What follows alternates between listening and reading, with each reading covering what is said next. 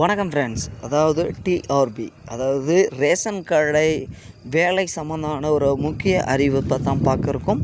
So மீண்டும் பார்த்திங்கன்னா இந்த ரேஷன் கடை ஜாப் பார்த்திங்கன்னா ஆஃபர் பண்ண போகிறாங்க.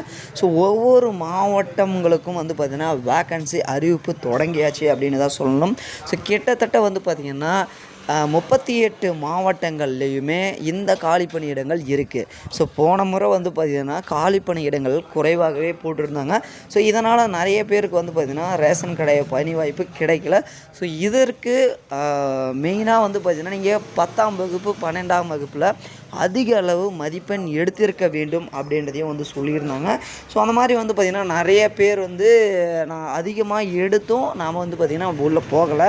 ஸோ என்னோட குறைவான மார்க் இருக்கிறவங்க பார்த்திங்கன்னா உள்ளே போயிருக்காங்க அப்படின்றத போன டைம் எல்லாருமே சொல்லியிருந்தாங்க. ஸோ அதுக்கான சில ரீசனும் நம்ம சொல்லியிருந்தோம். ஸோ கம்யூனிட்டிஸ் வைஸாக பார்ப்பாங்க. ஸோ அதே மாதிரி பார்த்திங்கன்னா நீங்கள் எந்த கேட்டகரி அப்படின்றதையும் பார்ப்பாங்க. ஸோ அதாவது அதுவுமே இந்த திருமணமாகி கணவனை இழந்தவங்க, அதே மாதிரி மாற்றுத்திறனாளிகள், ஸோ அந்த வயசும் பார்த்து தான் பார்த்திங்கன்னா அந்த போஸ்டிங்கை அப்பாயின்மெண்ட் பண்ணுவாங்க அப்படின்றதுனால ஸோ இதெல்லாமே மென்ஷன் பண்ணி தான் அந்த மார்க் அடிப்படையில் குறைக்கப்படும் அப்படின்னு சொல்லியிருக்காங்க.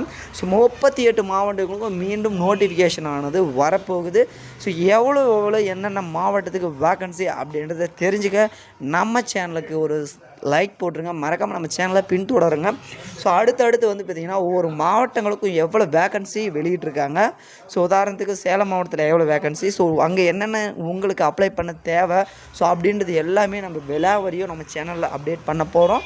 ஸோ மீண்டும் அடுத்த வீடியோவில் பார்ப்போம். ஸோ நன்றி, வணக்கம், தேங்க்யூ.